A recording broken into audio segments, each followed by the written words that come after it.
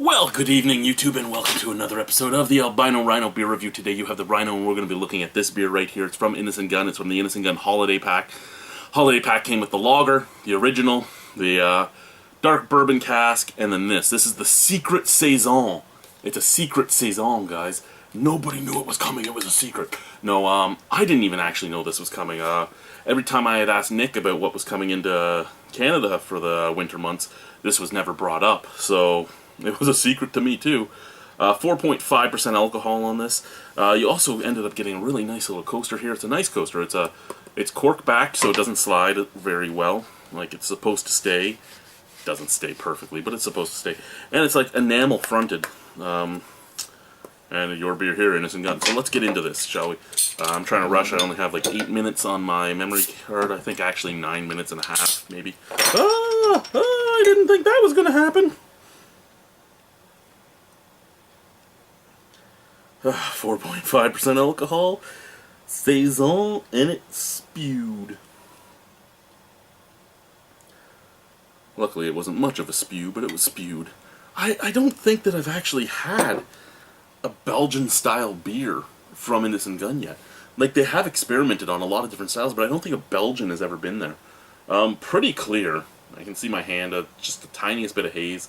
I don't know if the tiniest bit of haze is there because it's actually there, or if it's all the carbonation that's moving. Like, there is a shit ton of carbonation moving in here. Big, bright white head. There's probably going to be a good snap, crackle, pop. Oh yeah, there's a lot of popping in there. There's a lot of pop. What's it smell like?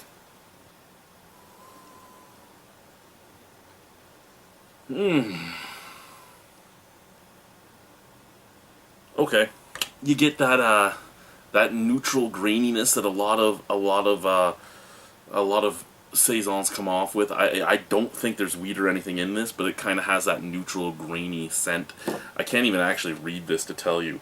No, pale and Munich malts. I wouldn't pick up. Those usually give off a slightly sweet scent. I'm not really getting that. I'm getting like a neutral graininess. A blend of spices and botanicals completing the zesty flavors. Yeah. I'm getting a neutral graininess and a little bit of clove and white pepper. That's what I'm smelling off of the glass. Off of the bottle. That's fucked up. Okay, I'm really starting to think that my mind is blown here. What I'm smelling off the bottle is like mango, orange, and papaya. That's fucked up. I shouldn't be smelling those in a saison, but that's what I'm smelling out of the bottle. While the glass is kind of coming off as a saison, just a neutral graininess, a white pepper, and a clove scent.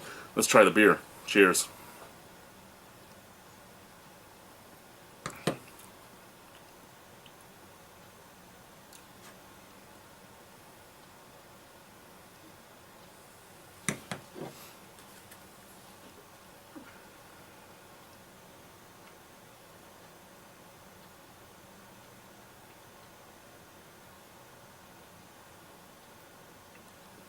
Oh, there is weed in here.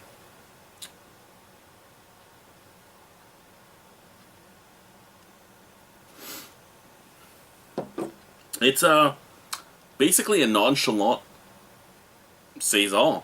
Doesn't have any barrel aging characteristics to it, which would put it in the same boat as, say, their lager or the Melville's line when they had it. A little harsh carbonation on the tongue, but very light bodied, which is weird for something with wheat in it.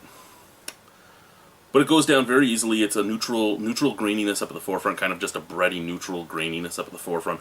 Back end, a little bit of clove, tiniest touch of coriander, and orange and lemon. It's the weirdest thing ever. It's almost like they did a new wave saison, which I could believe because it's 4.5% alcohol, so they're going to the more historic ABV, but making a modern saison with that.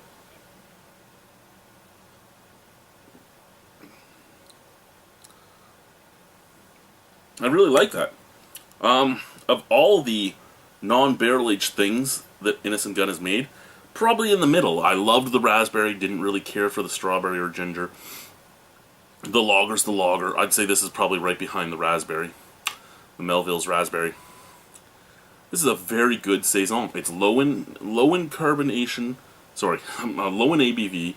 Why did I say carbonation? Why is carbonation on my mind? Why the fuck would carbonation be on my mind? Low in ABV. Easy drinking with some nice flavors, some nice fruity flavors, as well as some nice Saison flavors. I really like the breadiness. I really like the graininess. I really like that that bit of touch of clove, just a touch of clove, touch of coriander, and a touch of pepper. And I really love the citrus fruits mixing in here. And they're all very subtle. They're not, none of them are in your face, which makes this just such an easy drinking beer. And at 4.5% alcohol, it makes it a beer that you could drink a 6-pack of it, though you wouldn't, because you're not going to pay. What's the 4-pack? I think the 4-pack was fuck, I don't remember. I think it was close to 17. I'm gonna have to get the maybe it was 12. I don't know. I'm gonna have to get my receipt. It was somewhere in the 12 to 17 range, I believe. But I'm not gonna pay $17 times 6 to get 6 of them. That's the problem. I can't buy this beer on its own. So the only way I could drink a 6-pack of it is if I found 6 other people that had the pack and didn't want it. Excuse me, but this is a beer that you could drink a 6-pack of. Out of 10 on it, you know what? I'd probably give it an 8. It's worth an 8.